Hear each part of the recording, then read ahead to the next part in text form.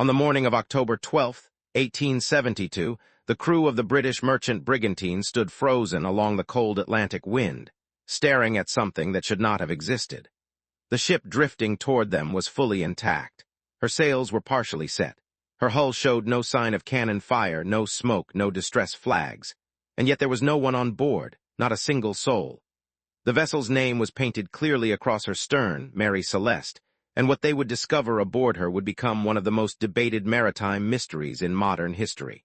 If you're drawn to the kind of historical cases that feel less like legends and more like sealed files forgotten at sea, make sure you subscribe now. Because tonight, we are opening one that has remained unanswered for over 150 years. The Mary Celeste was not an ancient warship or an experimental vessel.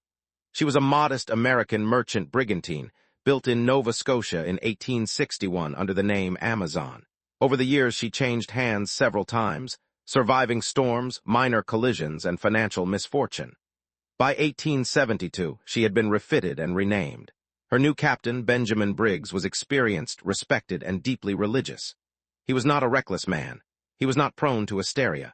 When he set sail from New York Harbor on November 7, 1872, bound for Genoa, Italy, his ship carried 17 barrels of industrial alcohol. On board were Briggs himself, his wife Sarah, their 2-year-old daughter Sophia, and 7 seasoned crew members. Across the Atlantic, another vessel departed days later, the Dei Gratia, commanded by Captain David Morehouse. The two captains knew each other. Some accounts suggest they dined together before departure. Both ships were heading roughly the same direction, though separated by time and sea. On December 4, 1872, near the Azores in the mid-Atlantic, sailors aboard the Dei Gratia spotted a ship behaving strangely. She yawed erratically, her sails loosely rigged. No signal flags flew. Captain Morehouse peered through his spyglass and read the name, Mary Celeste. What happened next has never been conclusively explained. A boarding party crossed over. The sight that greeted them was unnerving not because of chaos, but because of order. The cargo hold remained largely intact. The ship's stores of food and water were sufficient for months. Personal belongings were undisturbed. Captain Briggs' navigational instruments were missing, as was the ship's lifeboat. The last log entry was dated November 25th, placing the ship near Santa Maria Island, nearly 400 nautical miles from where she was found.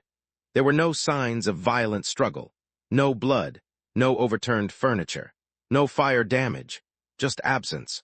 Imagine standing on that deck, wind whipping across the Atlantic, knowing that 10 people had vanished from a vessel that showed no visible catastrophe. Theories exploded across newspapers in Britain and America. Mutiny was suggested. Perhaps the crew turned on Briggs, murdered the family, and escaped. But why leave the cargo? Why leave valuables?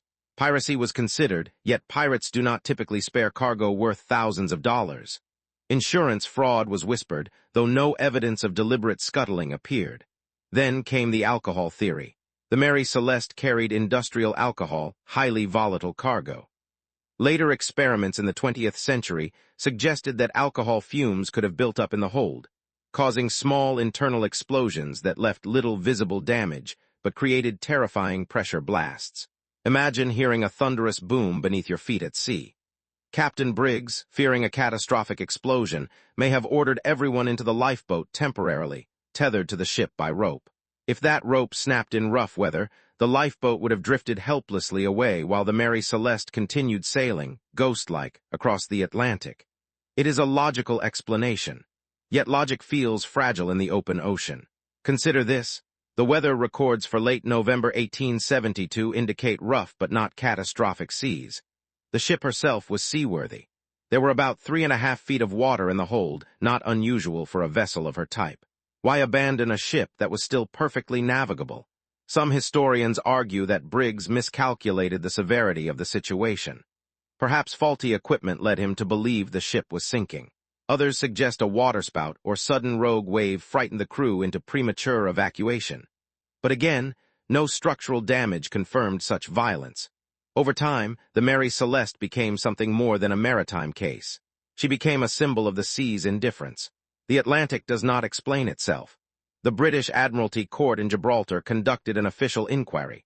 Suspicion even fell briefly on Captain Morehouse of the Dei Gratia, accused of possibly murdering the crew to claim salvage rights. But no evidence supported the accusation. The court ultimately released the ship, though doubts lingered in public imagination. The Mary Celeste sailed again under new ownership, but her reputation followed her.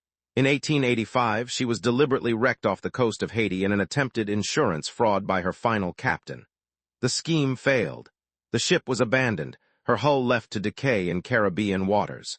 And still the question remains, what happened between November 25th and December 4th, 1872? 10 people stepped into uncertainty. A captain known for caution made a decision that cost every life aboard. There were no distress messages, no bodies recovered, no confirmed wreckage of the lifeboat. Just an empty ship sailing steadily toward history. If you're still watching, comment below with the theory that makes the most sense to you. Was it panic, a hidden explosion, or something far simpler and more tragic than we want to accept? And if you want more true historical mysteries pulled straight from maritime records and sealed archives, make sure you like this video and subscribe. Because next week we're heading deeper into the Atlantic. The Mary Celeste was not the only ghost ship in recorded history, but she remains one of the most documented and most haunting, because she was found not destroyed, not sunk, not burned, but preserved in eerie stillness. Her deck scrubbed by salt air, her ropes humming in winter wind, her compass pointing forward as if waiting for a crew that would never return. History gives us dates, it gives us cargo manifests and court transcripts, it gives us coordinates and names. But sometimes, history stops at the shoreline of explanation. Beyond that line lies only speculation and the sound of waves against an empty hull. Out there, somewhere between New York and Genoa, between routine commerce and eternal mystery, the Mary Celeste slipped from certainty into legend. And in doing so, she became a reminder that even in an age of steam and steel, the sea remains unconquered. Because the ocean keeps its secrets, and sometimes it keeps them